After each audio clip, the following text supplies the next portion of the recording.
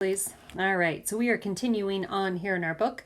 So last week we learned about Con 105 and how Natalie apparently has been, I don't know if it's safe to say talking to this person, but something's happening there.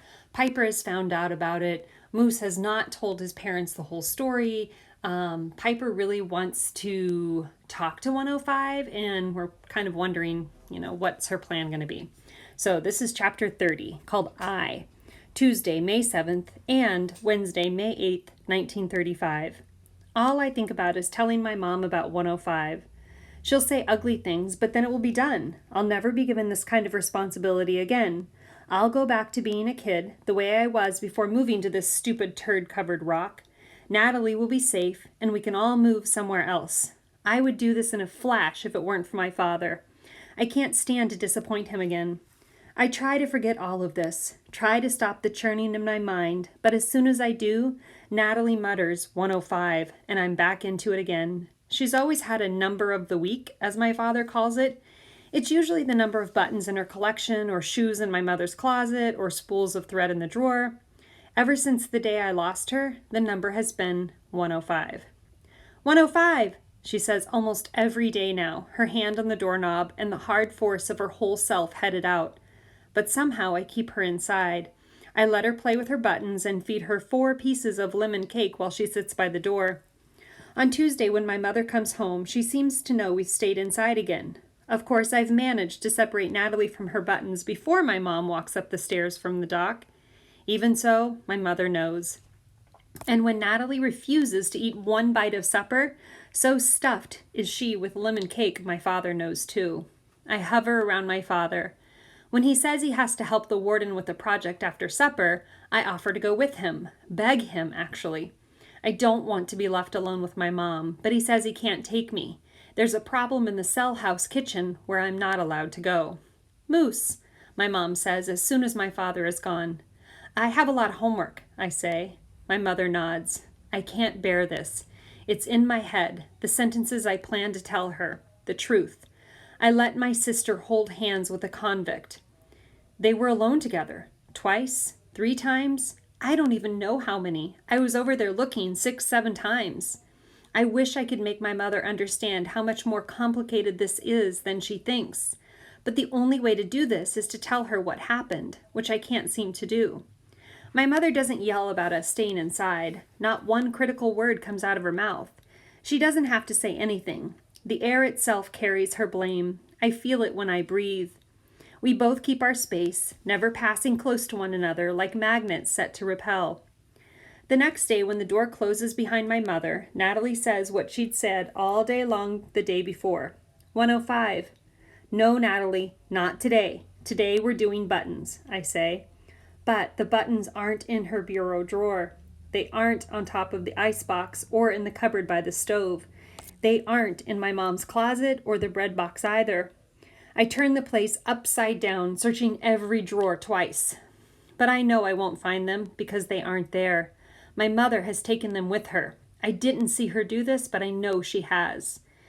The only thing I can do is keep Natalie inside. I look for cake. One slim piece of lemon is all I find. Half a piece, really. Natalie looks up at me.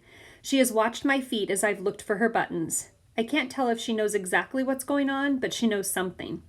Fine, I say, pulling open a drawer for the 3rd time now.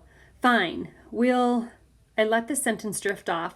Then I march to my room and get my math books and stack them by the door. We'll read math books all afternoon. I'll stand in front of the door. I won't let her pass. I'm stronger. I have 40, maybe 50 pounds on her. Natalie is rocking wildly, like a little boat in a ship's wake. 105, she says. No, I say. Buttons, she says. Numbers, I say, cracking open a book and offering it to her. Look, Natalie, you can read about numbers. Buttons, 105. She's rocking crazy hard. Why not just let her throw a fit? Why try so hard? Outside, buttons, 105. She's spinning now. I try to ignore her. I open my book, but I read the same sentence over and over. The meaning won't go into my head. Stop it, Natalie, I yell. But she's losing herself. The scream has started. It begins low, like a piece of machinery that needs time to warm up. "Stop it, Natalie!" I holler loud in her face. "Stop being like this! Don't you see what you're doing? You're not a little kid. Stop acting like one." She throws herself on the floor. She kicks the coffee table. "Do you have any idea what you're doing to us, to Mom and Dad? You're making them old. They worry about you all the time. At least you can try. At least you can do that. Sometimes I think you don't even try, and I hate you for it, Natalie. We try so hard and you don't. I hate you, Natalie. I do." A vase hits the rug. It thumps hard but doesn't break. She's near the window now, twisting, banging feet, hands flailing on the floor. The more I yell, the more she screams, like we're trying to top each other. My shouts are full of words. Hers are only sound, animal sounds, piercing and terrified. There's banging outside. I see through the window Mrs. Trixle's brand new red hair and short round Mrs. Capone trying to see what's happening. I'm surprised she made it up the stairs so fast. Someone else is banging too.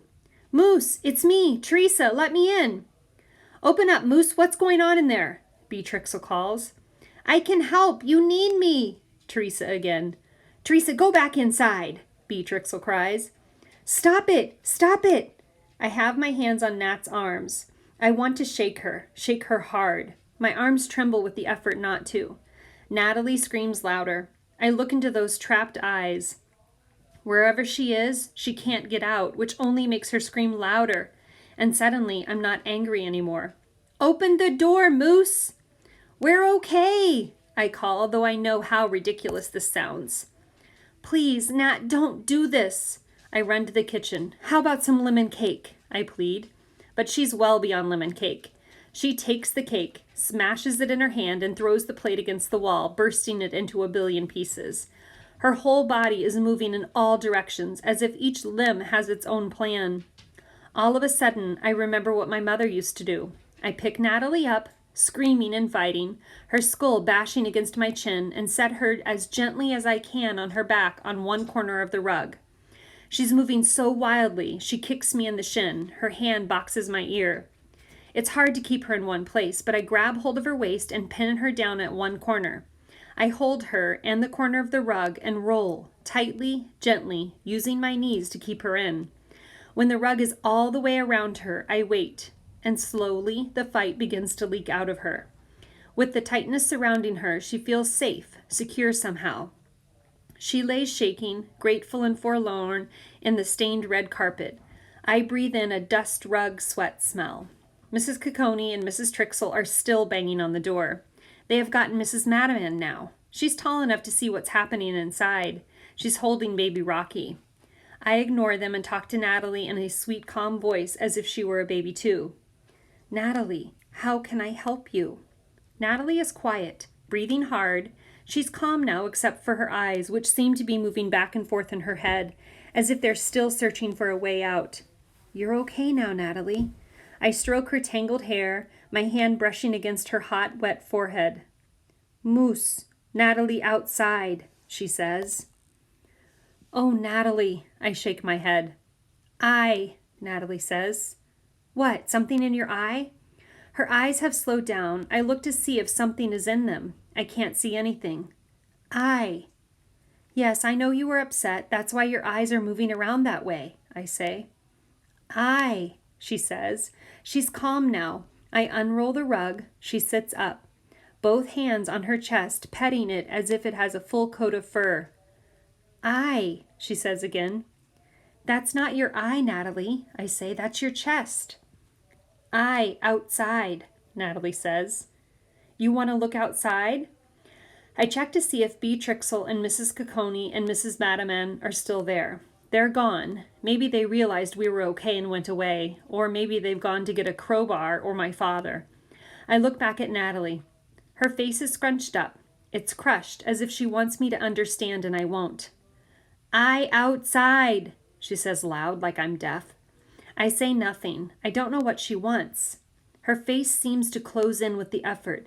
"I want to go outside," she says finally. We're working on pronouns. My mom said this. Pronouns.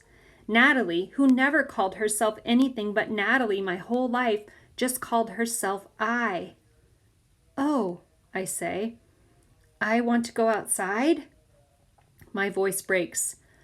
I want to go outside, she says, the look of relief on her face as big as 30 states. I open the door then. I do. How could I not?